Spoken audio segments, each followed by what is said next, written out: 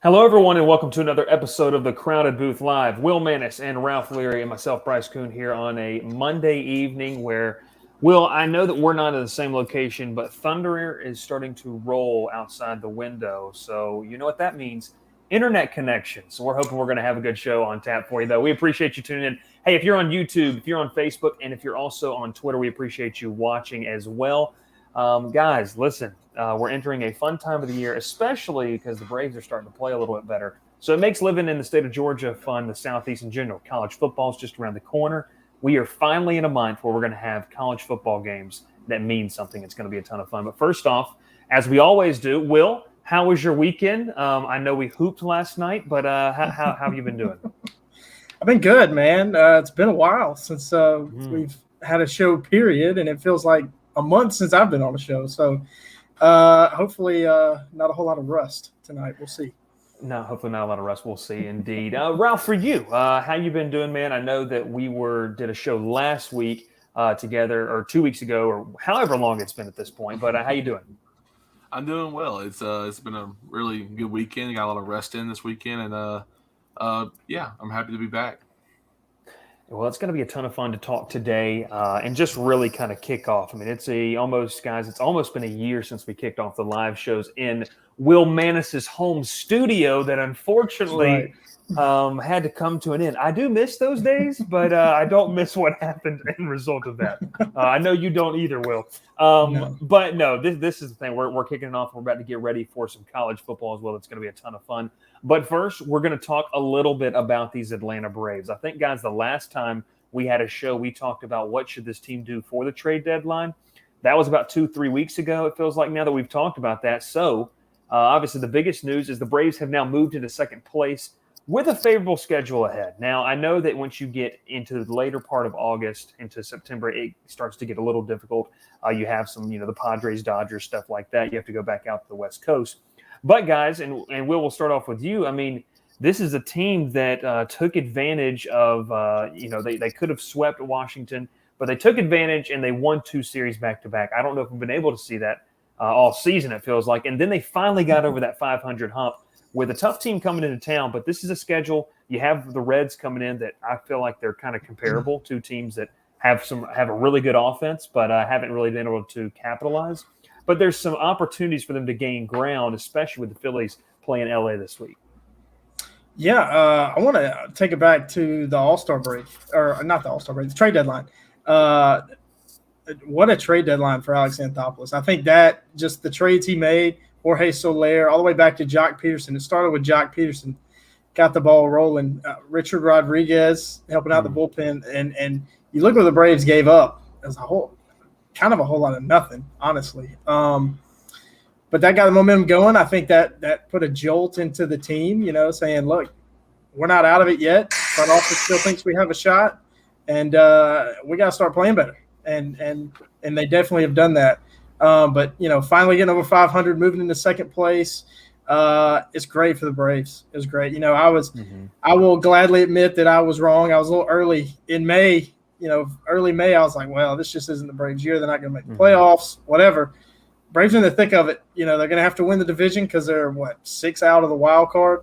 But tell you what, they're looking strong right now, and hopefully they can keep this momentum going. Yeah, you kind of talked about that trade deadline, how big of it was. Listen, Alex Anthopoulos deserves credit. There weren't a lot of rumors. Will, we talked about that, you and I, that it's just been, as long as he's at the helm, you don't hear much. But, man, what some big-time pickups. And, Ralph, they've come out swinging. I mean, you talk about a guy in Adam Duvall. You talk about a guy in Jorge Solaire who was batting under the Mendoza line, comes over and has done fantastic with Atlanta providing some pop. And it's really lengthened out a lineup that now when you look at it 1 through 9, I mean, obviously if you had Ronald Acuna, that'd be great. But even if you don't, this is still a lineup that can produce runs. Yeah, I think the addition with Solaire has been huge. I mean, obviously you get a big bat at the top of your lineup who was struggling all year, but of lately before he got traded, I think he had 4 home runs in like 7 games. He's really come on and been a huge bat for Atlanta, especially with Duvall back. I think a lot of Atlanta fans were happy to have Duvall back, and a lot of fans are kind of disappointed we didn't bring him back in the first place. But everything that happened in last year and then during the offseason, just didn't happen with him coming back. But he's back. I think he's excited to be back. He's really played well lately. And adds another bat in the outfield with addition to Jock Peterson, who we got before the trade deadline. And the outfield is completely different than it was at the beginning of the year. And I was talking to my dad about that. It's just, we looked at the beginning of the year line. You had Ozuna in left, Pache in center, and Acuna in right. Now you got Peterson in right. You got Duvall in left. You got Peterson in center, Duvall in left, and Solaire in right. So it's just a completely different lineup. And I think it's been a huge win for the Braves, I think, in deadline. So props to Anthopoulos. He did a great job. My favorite one was probably Richard Rodriguez. So I think that was a huge pickup, getting that great bullpen arm, who I hope soon they move him to be the official closer. I really would like to see him be a closer from here on out, him or Luke Jackson. I think that just needs to be changed. That's the only thing I have a problem with right now is that Rodriguez was brought in and they haven't put him as a closer yet. Well, I think you talked about Rodriguez. I honestly, a lot of people give Brian Snitker a lot of flack, and Will, I don't think we brought this up, but when Atlanta was in some trouble, I think it was against St. Louis, they brought Rodriguez in the 5th inning to face what was the heart of the order for the Cardinals, and that included Paul Goldschmidt and Nolan Arenado, and he got 3 straight ground balls in that inning. And I think bullpen has changed a little bit, and that was the high leverage situation they needed him in, and he did a fantastic job of it. And Will, obviously the Will Smith experiment, I mean, he's not what he used to be with San Francisco in that elite closer role. I don't think it's – a guy's going to have a bad outing every once in a while. He's honestly, when you look at the numbers, and I encourage people, look at the numbers, get off Twitter and just go look at the numbers, because he had been very good up until that point, had done his job. And obviously it's the big thing is when you see what Melanson's done out west and you compare it, obviously you'd love to have Melanson, but so would 29 other ball clubs. Mm-hmm. And so that's the tough part of it. So Will, when you see this bullpen, you've seen, I think if I told you Jesse Chavez, we were going to have to rely on him come July. The guy throws strikes. I mean, he throws strikes. Yep. He pitches to contact. I think that if they can get Huascar Ynoa back in some type of role, if you don't feel like he's ready to be, stretched out completely as a starter, he's a guy that can come in and, maybe go 1 or 2 innings out of the bullpen. This bullpen started to take shape, and it's been by guys we talked about all season executing, and Tyler Matzek's been another one. Yeah, the big thing is going to be consistency. We all know they're talented. We all know they're good relievers. They've been good in the past, and even this year. It's just consistency. Like you mentioned Will Smith. He's been up and down the entire time he's been a Brave. It's just frustrating because the Braves committed a lot of money to him, expecting him to be the closer to kind of, round out this bullpen. But, if the Braves have to go closer by committee, it doesn't matter as long as they're winning games. A guy who has actually been better as of recently, I feel like, is Edgar Santana. And we never really talked about him. The guy, has good stuff. He throws pretty hard. And I feel like at some points during the season, guys, he's kind of just been the guy that, has been the punching bag. Oh, gosh, here comes Edgar Santana. I mean, he's not an elite reliever, but, he's been a guy that has come in 5th or 6th inning. He's gotten some key outs. You talked about, we've talked about this. Luke Jackson has been fantastic this season. I think with Luke Jackson, you have to understand sometimes he's going to let guys get on base, but rarely do those runners score, even if he inherits them. I think that he's done a very good job. Tyler Matzek has seemingly turned a corner after that All-Star break.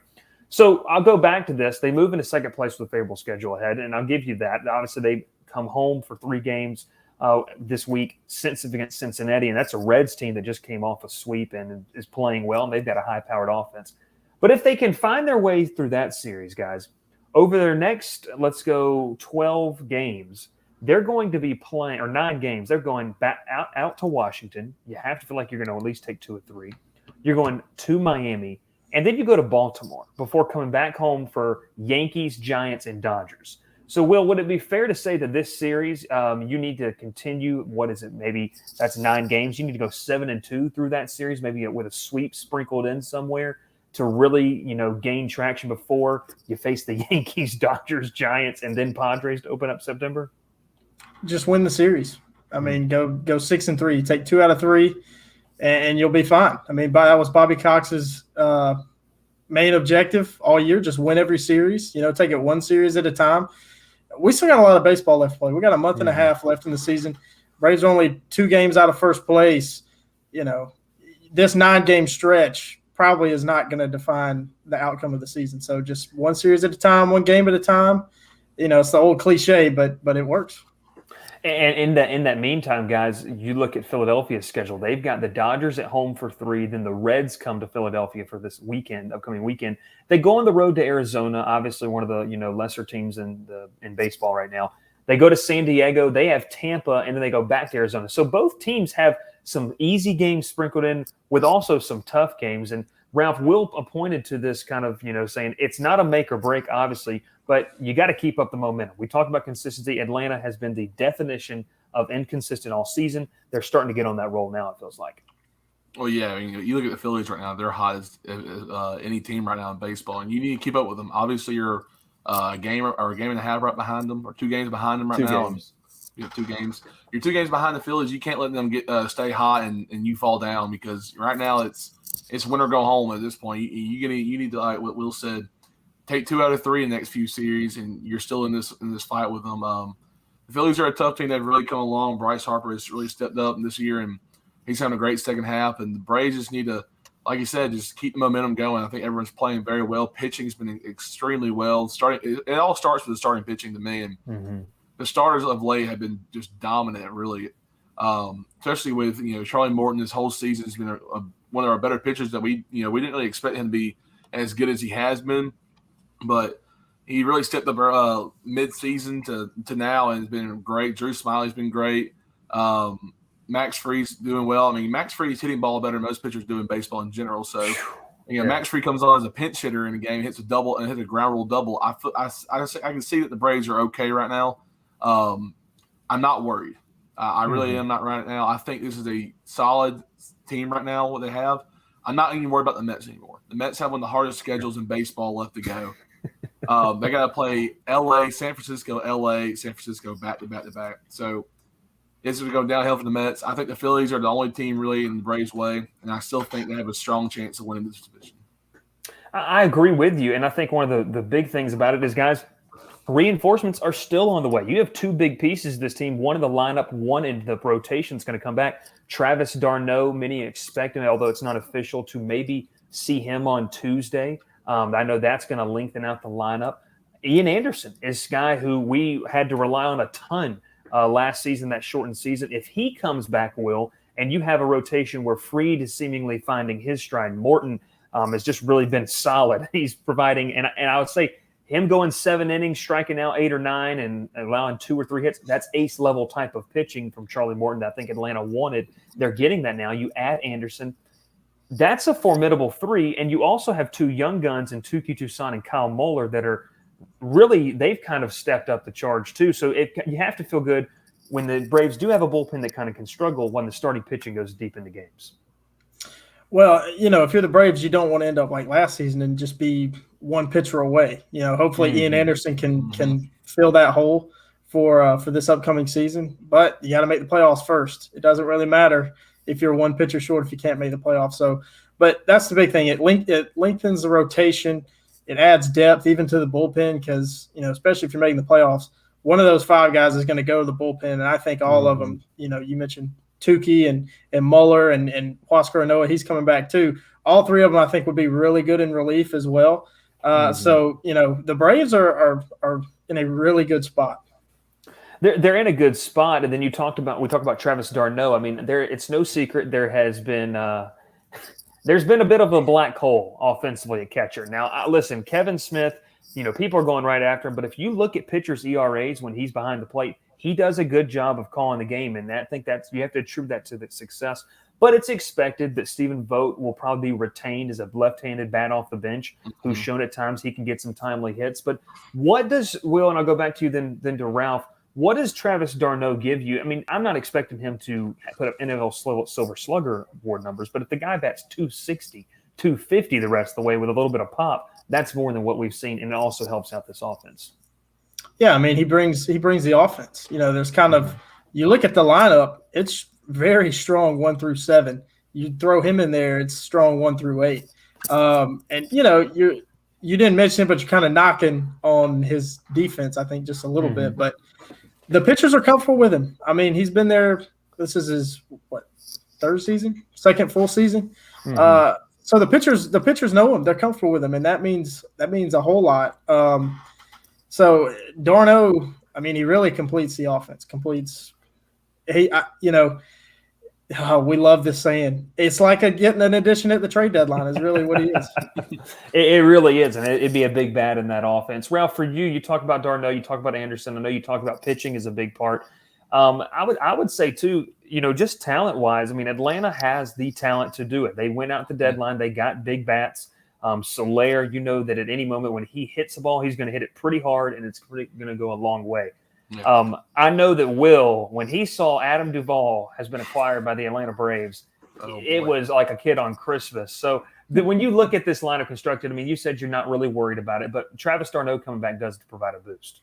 Well, yeah, you get a more consistent catcher at the bat, I think. And obviously Stephen Vogt and Kevin Smith have done what they need to do, and I feel like they've filled a role in that we've really needed since d'Arnaud went down and Contreras went down. But it'll be nice to see d'Arnaud back in the lineup. I think having him step up and come back, being there a leader in the dugout, especially the guys that everyone's comfortable with him, like Will said, it's huge having someone who you can count on at the bat with the bases loaded and not hit a ground ball out. That's what I think what we lost with Kevin Smith at the bat and Vogt. But Vogt, I think both of them done extremely well defensively. You're not talking about a Gold Glove behind home plate, but I do think that having d'Arnaud and Anderson back, I think those adds a big bat in the lineup and another rotation arm that we really need because Tukey did really well in his first 2 starts, but he's kind of hard he's struggling finding strikes right now, and I think having Anderson back and moving Tukey to the bullpen will be a huge addition for the Braves. Yeah, and I know Will talked about after Tukey's first start, future closer of the Atlanta Braves. I think you were there, Will. I think you may have been at the game, and I texted you. Tukey's first start of 2020. He's got closer stuff, man. Throws in the mid-upper 90s. Got that probably the best curveball in the whole organization. He's got closer stuff. Beautiful, beautiful. We're going to take a break. When we come back, we're going to talk college football, and we're going to talk about a game that we are looking forward to the most in 2021. That'll be right after we come back. Make sure to follow us on social media. You can follow Ralph and Will as well. They would really enjoy that. Will has some fantastic tweets that he puts out there. And, Ralph will tweet occasionally as well. But we'll talk about that when we come back. Cook's Place began serving our signature hot dogs in 1985 from a cart on Broadway. We still serve the best hot dogs and scrambled dogs in town at the corner of Moon and Miller Road and at the landings. Our friendly staff won't let you leave hungry. Come in and eat to the beat with our 50s jukebox. Cook's Place, fast service, great people, awesome food. What are you waiting for?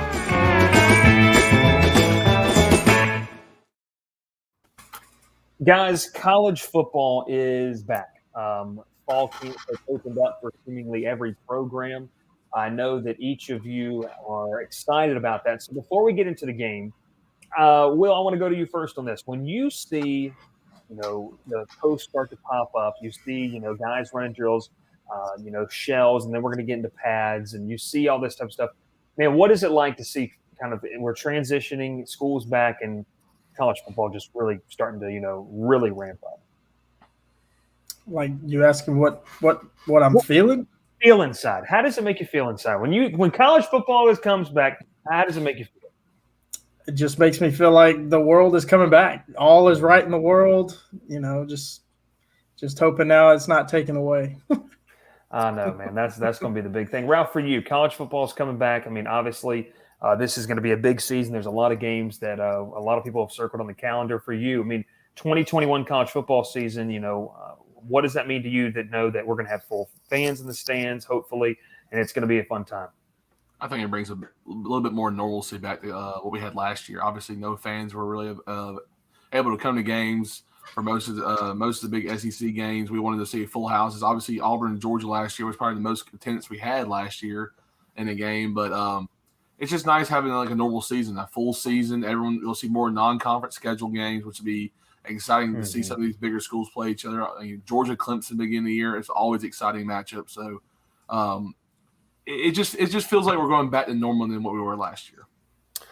Going back to normal, guys, obviously college football has had a ton of storylines this summer, and really they haven't been on the field. We've had a lot of NIL talk. We've had a lot of expansion talk. And so what really that has done is it's kind of overshadowed a season and where we are going to have really just a full – when you look weeks 1 through 14, the schedule's just packed. There's a must-watch game, it feels like, every single week. So, Will, for you, I know you're an Auburn fan. Auburn's got this big non-conference game. When you see the schedule, what is a game that you're circling like, I got to take off work and I've got to watch this game? This is going to be must-watch TV. What's that game for you? Auburn hosting Georgia. Ooh. October, whatever day that is. I'm going to put it out there. I'm putting it out there now in August. Look, I'm not saying Auburn's going to win the game. You're saying it. But I'm getting feelings that I felt in 2017 when Georgia came in undefeated, number 1 in the country, and Auburn pulled off the upset. Just the kind of vibes I'm feeling. Those are the vibes I'm feeling. It's going to be tough because I think this year's Georgia team is better than that team. And, I don't think that's a hot take. And the Auburn team is definitely – the 2021 Auburn Tigers are definitely worse than the 2017 Auburn Tigers. But, I just have this feeling about it. 2020, we didn't have fans. That's Auburn's first big home game. Don't overlook it. Don't overlook it when you're looking at the schedule, figuring out what games you want to watch. Don't overlook Georgia at Auburn. Listen, anytime, and I've said this, and I went to the game in 2017. Auburn in a home atmosphere is one of the best home atmospheres in the country. And I think it's going to be one that is definitely going to have some counter because, listen, when you look at Georgia's schedule, we've talked about this. If they get through Clemson, a lot of people have them, kind of coasting the rest of the way. But there's tough games. Florida, we'll see how Emory Jones. Maybe Dan Mullen's a quarterback whisperer, and Emory Jones takes a stand as one of the top quarterbacks in the SEC. From all indications, Auburn. This is what I think about Auburn. You and I are going to sit down and we're going to do, and I haven't told you this, we're going to sit down and do a full preview for a podcast for Auburn. But Auburn's one of those teams that's dangerous because I think they are going to play above their level this season. Right. They're going to win a game or two that they shouldn't win on paper. Right. You know what I mean? And if you listen to that podcast, you're going to hear this line again. I think Auburn has a great mix of youth and experience. They have experience in the right spots. They've got plenty of young talent that is going to step up and play. They're going to get a chance with this new staff on both sides of the ball. They're going to play the best 11 they've got. So, but I think Auburn's got that nice mix. I won't get into it too much so people will actually listen to the podcast. But yeah, Auburn, the record's not going to show it, but I think they're going to be a fun watch this year. They're going to be fun to watch. It's going to be something different. And before I go to you, Ralph, I want to ask you this because the young man who transferred to UCF comes out last week and says that he thinks UCF. Now I'm bad here because his name's slipping. Big Cat Bryant. Big Cat Bryant. How can you forget that? Yeah. Just give me real quick your take on that. Big Cat UCF right now. Now I told somebody the other day. We all you and I know him pretty well. He said Dylan Gabriel would have to have the game of his life to beat Auburn. He feels like. What do you think about, just real quickly, that little take right there? Could UCF tomorrow, if they played, beat Auburn? I just think that's a lot of smack talk from a guy that I think he had 4 sacks in his 4 seasons at Auburn. Yeah. It's a lot of smack. Consistent. And also, I think it says a lot about Gus Malzahn. If they were still at Auburn, those two, he would have never said anything like that. And I don't think, Malzahn would not have let him say anything like that. So I don't know why it's different. Maybe because, it's a group of 5, we gotta get in the headlines because a lot of group of 5 teams will say that. So, but whatever. It's his opinion. I wholeheartedly disagree. Good luck to him and UCF this fall. Hey, well, Gus, it looked like he might have bleached his hair a little bit, and he's on TikTok. Dude, I don't know what is that? I don't know what's going on with Gus. I have no idea. Did he stop coloring his hair? Baby. Did he stop coloring it? Was he coloring it at Auburn and he quit when he got to Orlando because he's kind of living the retired life and coaching football on the side? It kind of feels like being in Orlando, which is a great spot to be. Yeah. Playing a lot of golf. He's got a house on the golf course easily. He does. Yeah. Is he coloring his hair white? I don't know what he's doing. But I'll tell you what, UCF's going to be interesting for a lot of reasons. The bounce house is going to be rocking. The bounce house is going to be without rocking. a doubt. It will be fun. It will be fun. Ralph, for you, you look at this schedule. Obviously, you talk about UCF. They play Boise State week 1, which is a very intriguing Group of 5 matchup. Obviously, Georgia Clemson. That's if you look across rankings, different publications, that's like the number 1 game to watch because it's two high-profile programs with national title aspirations. But for you personally, what's a game on your calendar that you're kind of excited to watch? And I think I know where you're going to go with this. I may have to go full screen because Will may give an eye roll, but go ahead. I don't think you know where I'm going with it. I think Auburn Penn State's the one. Is that where you thought I was going to go? Oh, interesting. No, I thought you were going Troy Liberty, but it's fine. I was thinking he was going to go Troy Georgia State or Georgia Southern. No, it wouldn't be Troy Southern. There we go. The battle of Jackson Gordy versus Ralph Leary. Nice. Oh, good Lord. No, I think Auburn Penn State's the one. Because you got a team like Auburn who's a new coach and it's been a new era in Auburn. I think going to Penn State's a rough place to play. They've already announced it to be a whiteout game, which is one of the coolest venues to me in college football.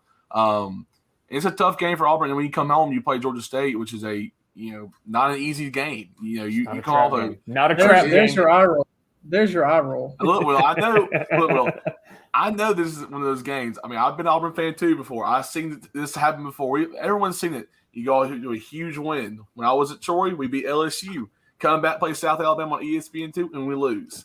It's one of those games. So this one right here, if Auburn goes into Penn State and dominates Penn State like I know they can, and then come home and beat Georgia State, you're talking about a team that is a scary Auburn team this year who hosts Alabama and Georgia at home.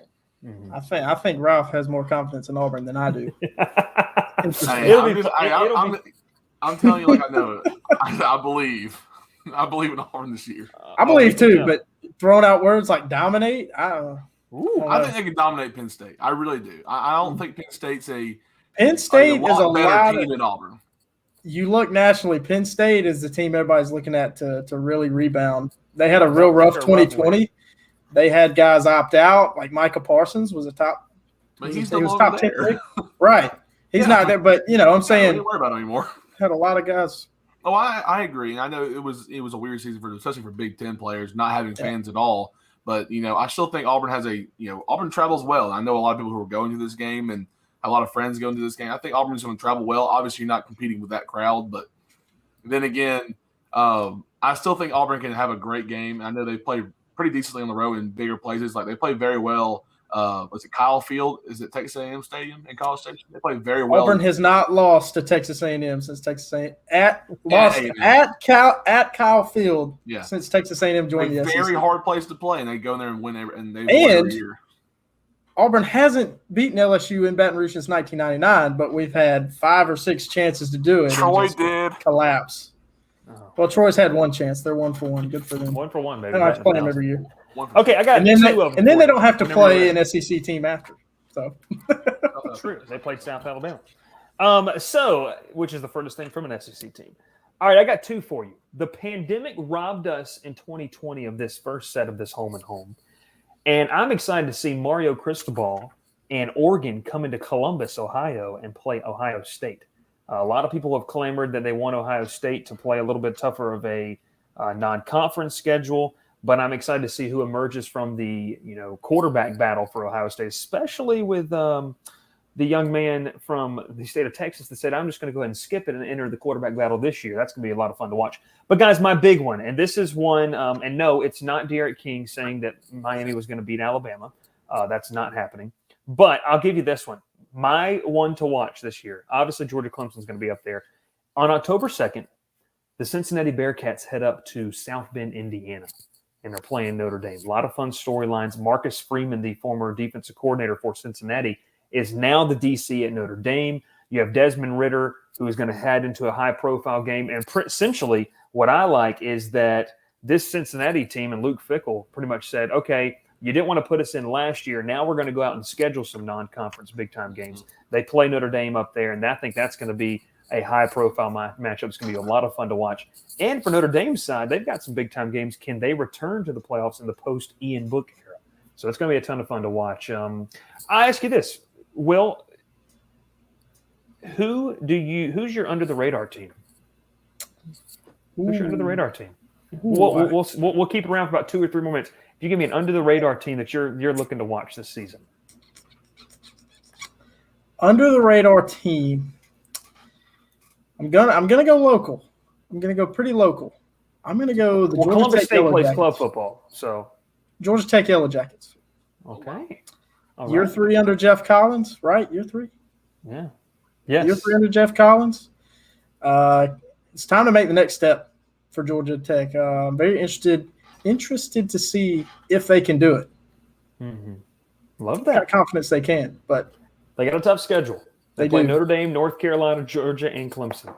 Yeah. But they can still get bowl eligible with, they could beat a Virginia Tech, Duke, obviously programs like that. Ralph, for you, who is your under-the-radar college football team in 2021? We're going to do a full preview later on as we get closer to kickoff, but who you have? This one's I have two, and I don't want to say the other one because I just don't know how it's going to be for them. One is Miami. I think Miami has a very good team this year. De'Aaron King comes back. They raided the transfer portal. Those jokers raided the transfer portal. Yeah. well, And the other one is Texas. I know it's first year under Sarkisian, but it's one of those things. You look at this team, you're like, they're about to go into every Big 12 game besides Oklahoma and get booed by everyone. I feel like because the sheer fact that they're leaving the conference, they're hated by everybody now. I think Texas can go in there and just score points with Sarkisian's offense, and I think they're a talented team with a great running back with Bijan Robinson and and now what's his name? It's gone. I had his name in my head a minute ago. Now I just lost it. Their quarterback from last year, he's now gone. They have a new quarterback coming in. Yeah, Sam Ellinger's gone now. New addition to the quarterback. We'll see what Sarkisian puts out there, and I still think Texas can have a solid year and could compete for the Big 12 championship this year.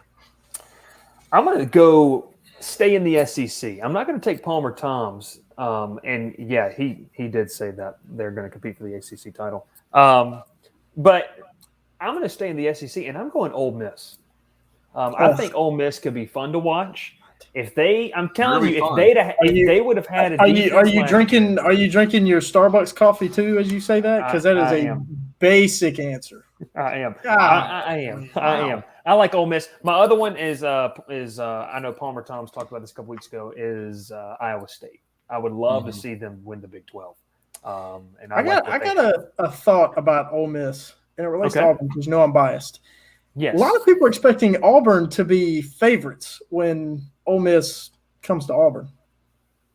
I'm not so sure about that. Who? There's a lot of writers. Wow. They're probably biased because they're mostly Auburn writers, but the expectation is that Auburn will be favorites. I'm like, how? With Matt Corral going to be pushing for a Heisman Trophy, with them trying to put up 60 points a game. Yeah. They might give up 50 points a game, but they're going to probably score about 60. If they'd have had a defense worth anything last year, I think they might have had a chance to beat Alabama. Well, they almost outscored They them. lost by 7. Yeah. That's what I'm saying. If they got 2 stops, they win that game. It's crazy. Yeah. So Also, I'll say this, Ralph, you're talking about Steve Sarkisian. I was watching the highlights from the Alabama-Georgia game today, and watching some of the play calling that Sarkisian was able to implement. And, guys, we are going to save this for the next time we're on. I want to know, can Bill O'Brien replicate that? Or is there a drop-off in some of the play calling? Because when you watch that, it was unbelievable, some of the passes and some of the weapons that they had there. But, hey, we're going to talk about it next time. Will, any final thoughts about Miami winning the ACC, Troy being 1-for-1, or anything like that? You want a hot take? Is that what you're getting at? I want you to leave us with a hot take as we approach the 35th minute here on the show. A hot take. I'll give you the screen. I'll give you the screen. Ooh, I'm gonna go with a Pac-12 hot take. Oh boy. Interestingly enough, yeah, Oregon doesn't repeat as Pac-12 champs. That's my hot take, and the Pac-12 winner will be USC. Can you just wait? Time out. Can we act like we didn't say that? And I'm going to help you out here because I found this and I want to give this to you because we're actually going to let you have this. Oh boy. What? This is going to be your own little segment here. So here you go. Oh, interesting. Yeah. Hot take. Oh, I love this. I know how small it is. I know. I don't know why it's I that love small, this. but that's okay. There we go. Is that better? How about that? Does that look better? That works. That works. Yeah. All right. So just go ahead. Yeah. I got two new conference champions that we haven't seen in a while. Okay. Pac-12. I'm going USC. Okay. You know, I'm tired of seeing Oregon. Tired of Yep. seeing the Ducks. They got a great program. They've been great the last decade plus now. But USC's got to come back at some point, and I think they're putting out the strongest team they've had in years. You know, they got Pac-12 Slovis is good last year. Yeah, Slovis is good. I think Clay Helton is a good coach, but you know, I think he's kind of limited to how far they can go. But I think Pac-12 champions is more than enough. And I'm also tired of seeing the Clemson Tigers. I'm going North Carolina Tar Heels. They're winning the ACC. Let's go, Ralph. You have entered the hot tub time machine. What is your hot take for the 2021 year? I'm going to be a little biased in this one, and I know you're probably going to hate it. But I mean, it's okay. Will, that's majority of 97% of Will's takes are biased, so it's okay. I think my Troy Trojans go into Columbia, South Carolina, and upset them this year. Ooh, is that really an upset? I mean, it's Vegas has South Carolina's win total at 3.5. Look, I mean, it's going to be considered an upset because they're an SEC school. I mean, if it was Vanderbilt's a different story, but South Carolina was a higher caliber team. Troy, who had only won like 5 games I think a year. Vandy's going to beat South Carolina too. I don't know about that one now. I don't think Vandy wins more than 2 games this year. I'm not sure if Vandy shows up to the stadium. They might show up at practice today. Hey, this has been fun. It was good to see you guys again. We're going to kick it off again. Once again, we're going to do some podcast previews. Obviously, Will and I are going to link up, and we're going to be able to talk in depth about Auburn. We're going to go through Will's sorrows. We're going to give him some Kleenex. We're going to give him, the beverage of his choice, what he needs to talk about so he can get through what he feels like is a tough season because you saw he wasn't too high on him. And that's okay. We're going to talk about it soon. We welcome you to the first edition of the Hot Take Time Machine. Will, this is specifically made for you.